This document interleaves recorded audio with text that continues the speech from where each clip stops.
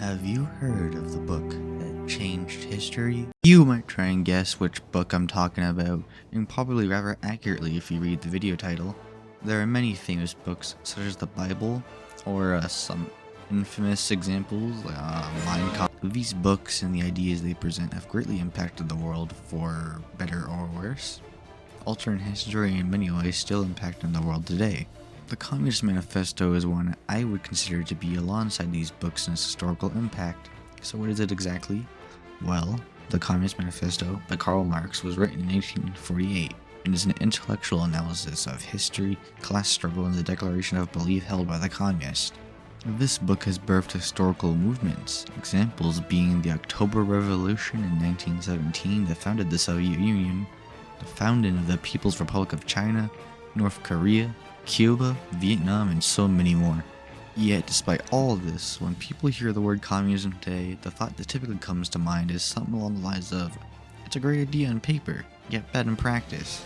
So how come then has the Communist Manifesto and subsequently communism become such a worldwide ideology if it's so bad in practice? In this video, I will be dissecting the Communist Manifesto to bring you an unbiased look at its author, its ideas, the historical impact, as well as how nations today handle it. My review of the book's contents at times will be rather simplified to make it easier to comprehend for the average viewer, so if you're interested at all in learning more, I suggest reading the book itself, as there are many online copies that are accessible for free. In the video description, I'll provide a link to the online copy of the book that I personally read. Now with all the intro stuff out of the way, it's time we start getting into the dissection of the Communist Manifesto.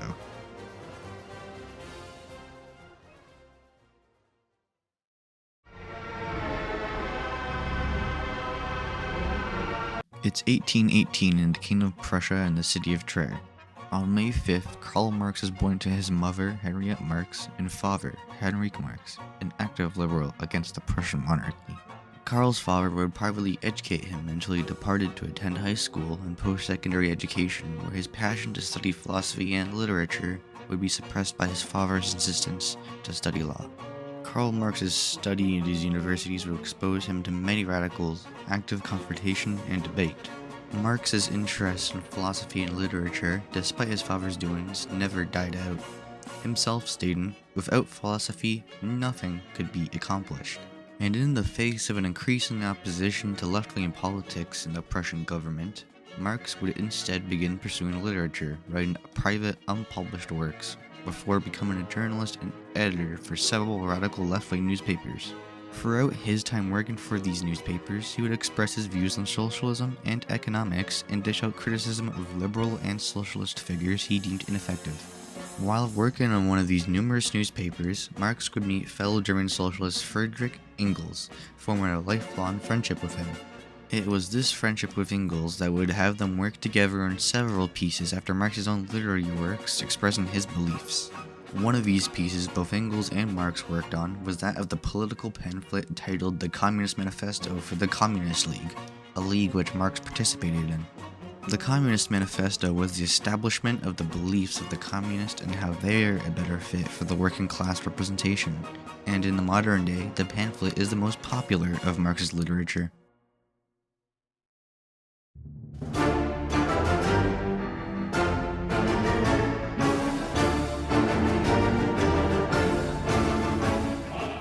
In the Communist Manifesto, Karl Marx describes a conflict, an ongoing conflict for all of history. The conflict he describes is that of the class struggle. Karl Marx describes it as an oppressed class versus the ruling class of the time for power in society. Historical examples being the bourgeoisie against the aristocrats, and now the proletariat against the bourgeoisie. So, what are these two classes exactly? Starting with the bourgeoisie. The bourgeoisie is a class that rules through its gained capital, generated through their use of wage labor and industry.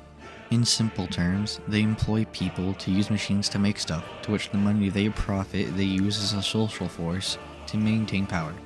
They are the factory owners. The bourgeoisie expand industry and cut wages to maximize their profit to ensure capital gain and sustained power.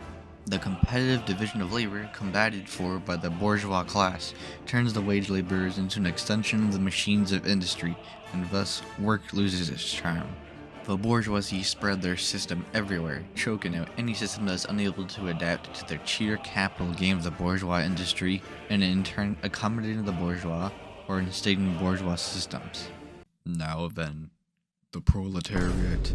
The proletariat is a class comprised of the working man, or the wage laborer, and is created as a natural byproduct of bourgeois industry.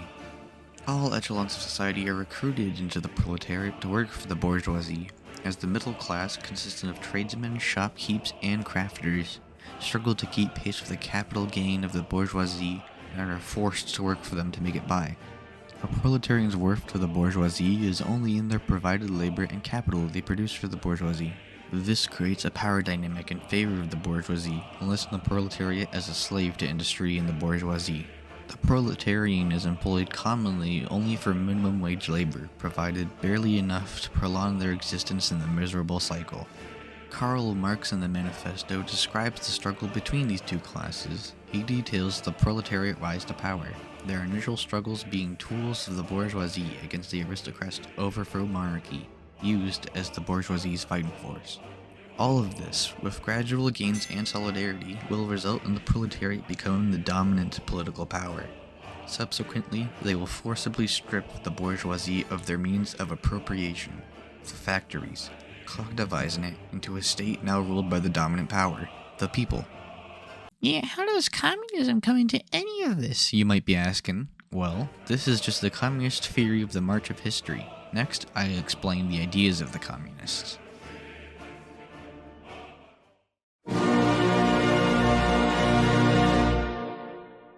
Following his detailing of the class struggle between the proletariat and bourgeoisie, Karl Marx begins his declaration of what the communist believes in. Marx describes the communist as three things. A. Entirely unopposed to any working class party. B. Possessing no interest separate of the proletariat. C. Void of any values that seek to mold or guide the proletarian movement. And D. Distinguished from other working class advocates only by their insistence on pushing the proletariat interest regardless of nationality or country. They stand with the proletarian movement always. To elaborate on each of these points, beginning with A, the greatest and most immediate aim of the communist is the establishment of the proletariat class as the ruling class and the overthrowing of the bourgeoisie. This is the same as every other working class party, tethering the values between the communist and other parties. On point B, the communists do not work on any invented ideas. The only actions that the communists act upon is that of the observed class struggle before them. This is closely tied to point C, that the communists are not leaders of the proletarian movement, but political activists embodying the proletariat interest. Karl Marx goes on to state further that communists believe in the abolition of private property. An important distinction he makes is that it's not the abolition of all property they believe in, but the private property of the bourgeoisie. These properties are distinguished by a pure focus on profit and grown capital, examples being factories or shops or anything else that produces profit by exploiting wage labor. Marx contrasts bourgeois society with communist society. In the bourgeois society, the worker lives only to increase capital and obey the interests of the ruling class, trapped in a miserable cycle. In communist society, the labor of the worker promotes and enriches the worker, unshackling them as appendages of the industry and making their work self-fulfilling.